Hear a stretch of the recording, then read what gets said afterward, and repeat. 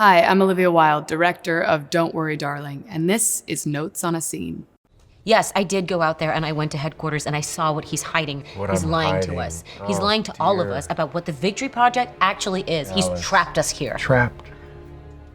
At this point in the film, we're about halfway through our story. Our heroine, Alice, played by Florence Pugh, has decided to confront Frank, played by Chris Pine, who is this menacing overlord of this community in which she lives. He's lying to all of us. Alice. Bunny, your best friend, is worried about you. She thinks that you need help. Is that why she's not here tonight? We are asking the audience to focus for several minutes on a group of people sitting around a table. That can be really terrifying because you think, well, inevitably the audience is going to get kind of bored.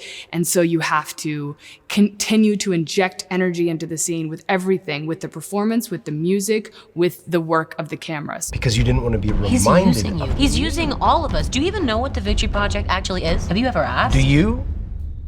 This shot, Alice's close-up, was one that I found myself continuing to come back to over and over again in the edit. This close-up contains multitudes. She is feeling all of the high stakes of this moment. You can feel all of the tension in her eyes. What we have here is the fire in the background, which is sort of flaming behind her. This was not only providing this kind of glow onto her, but it's also kind of a menacing sense of doom. I think one piece of advice I would give to any director who's building a house on a stage and they want it to seem authentic is put a fireplace in, because people just assume that that makes it real. One thing about having real fire on your set is that sometimes it might flare up and actually change the set itself. And we had a moment, nobody got hurt, but there was kind of a large explosion that happened in this fireplace. So if you look in this frame, you will notice that there's no black charring of the brick on the fireplace, but if I move forward just a little bit, you can see that this fireplace is now black, charred, which I kind of loved. At one point, everybody freaked out. Anna Rain, our incredible script supervisor, came up to me and said, Olivia, we can't use it. The fireplace is a different color. It's all black now. And I thought, but that's amazing, because emotionally, what has happened to Alice in this moment is she has been kind of scorched. I really loved it. And I was like, we'll just take credit for it and say that it was entirely intentional. Like every other mistake that happened on set. You'll notice the framing on Frank and the framing on Alice is identical. They are equals in this moment. The rest of the film, they are never equals. Frank always kind of is the overlord over the rest of the characters. He's always kind of looming over them. He's larger than life. Is that why you went out there? To headquarters? John Powell, our composer, and we wanted the suspense to build as you would build it for a battle scene. It completely transformed the scene. So at this moment, the score very much grinds to a halt, and there's this moment of the strings kind of going. Is that why you went out there? To headquarters? He's now revealed her crime to the community. So these reactions were absolute gold to me. And the fact that they kind of happened in unison, there's this slow turn. She now knows that she is potentially at risk of her community turning against her. And what's happened is that her greatest ally, who is Jack, her husband, Harry Styles, if she loses him on her team, she's then completely isolated. So what I loved is this rack focus from the ensemble in the back to our heroes here in the foreground. This is Alice and Jack's movie. We've been connected to them as a unit for most of the film. I'm sorry. I'm so sorry, but you don't know what he's doing. You wandered out by yourself. You ignored every rule, and she put all of your lives in danger.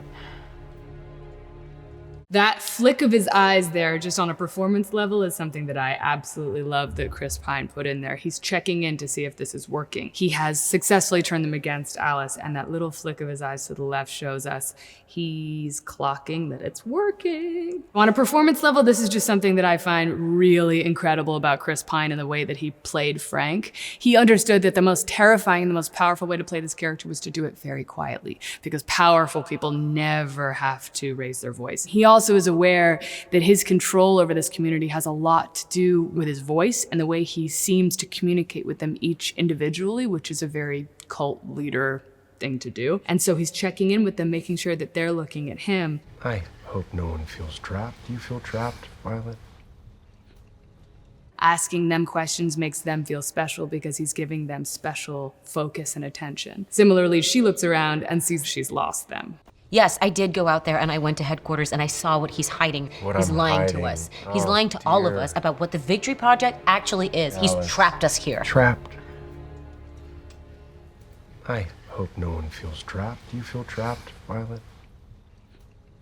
They're also connected at this point. All the men and the women are kind of a unit together, and I loved this reaction. When I saw this reaction, I made a note in the script. I said, trailer moment, and it was in fact in our first trailer. The combination of fear and anger in their eyes is exactly what I wanted. One thing that I really love about this scene are the colors. Alex Bickle, my colorist, and I brought out the green here in the curtains, and that contrasts with the red. Our production designer, Katie Byron, and I really worked very hard to create this house. Many people think this is a real house out in Palm Springs. So one thing about this shot is it really shows the depth of this set. There's so many layers to it. There's so many different environments within this environment. I will also mention that this was done on an extremely tight budget and just the amazing work of this art department. I just think about every time I look at these shots that if you go to the trouble of creating these details everywhere, it just makes a difference.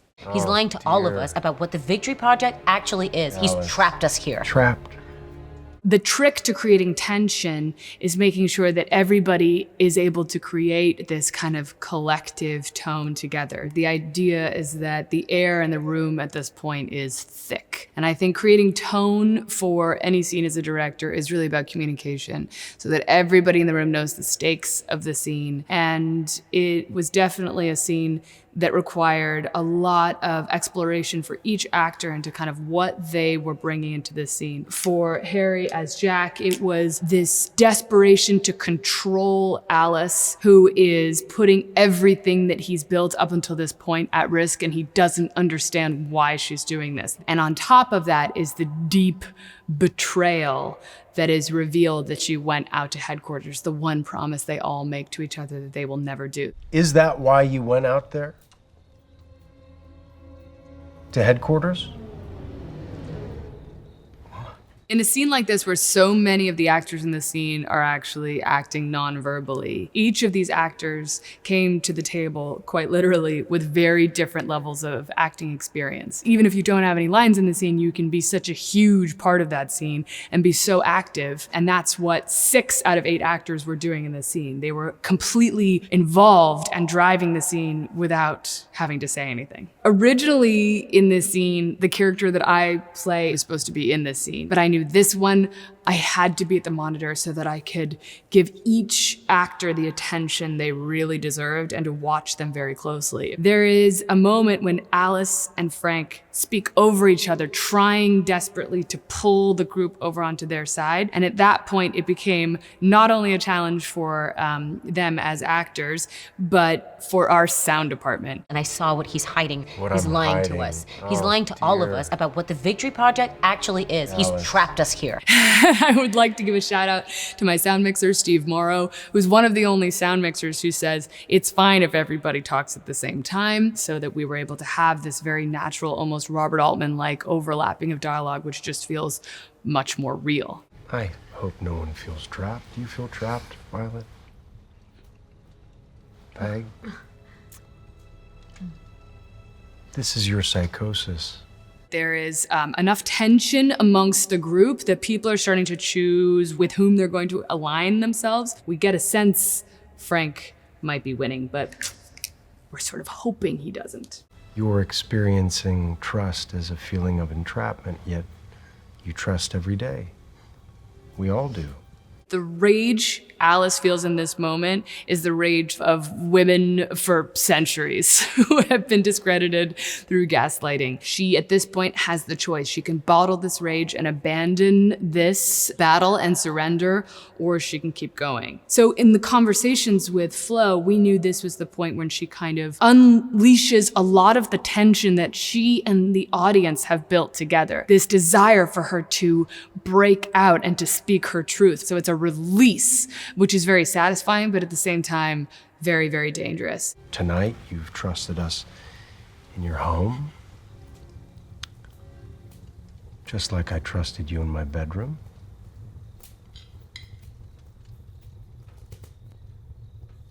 This was a moment for Harry, playing Jack, to really let this sense of betrayal land. We want the audience to feel this kind of deep heartbreak, often in these nonverbal moments that less experienced actors kind of flail because they don't feel the safety of the kind of flotation device that is dialogue. If you don't have lines, you really just have to communicate it all with your eyes, with your energy. No easy feat for any actor, even if they're really experienced. Harry at this point was not extremely experienced. This was his second film. And this moment was one that really allowed a kind of emotional insight into his character. Just like I trusted you in my bedroom.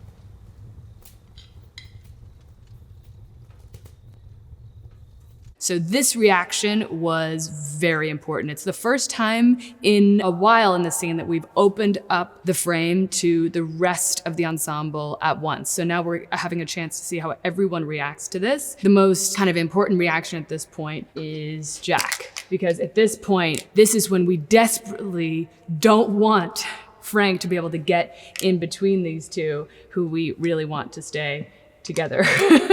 And instead, Frank is creating this bond here. One thing that this frame also allows for is the ability to see this meal in front of them at this point, which is this massive raw fish. The kind of biblical metaphor is pretty clear at that point as a sort of Last Supper reference, but it's also a testament to our actors and their focus to be able to shoot a scene for an entire day in front of a giant raw fish. And it's also a testament to our props department for keeping this food fresh and consistent in terms of continuity. Not an easy thing to do. Continuity in a dinner scene is everybody's nightmare.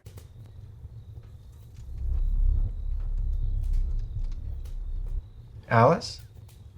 It's funny how you can imagine a scene and you can storyboard a scene and it will never be how it ends up looking because you have to respond to the magic that happens on the day. The chemical reaction of these actors working together completely changed the way the scene was going to look. If I had stuck to my plan, I never would have gotten to the real meat of this scene that is actually so satisfying to watch. This scene took all day long, and I would have loved 7 days for this scene. I knew that I would only have a day, and so I asked quite a lot of the actors to come prepared, come ready, come focused, and they absolutely did, and they delivered in a way that would just far surpass my expectations.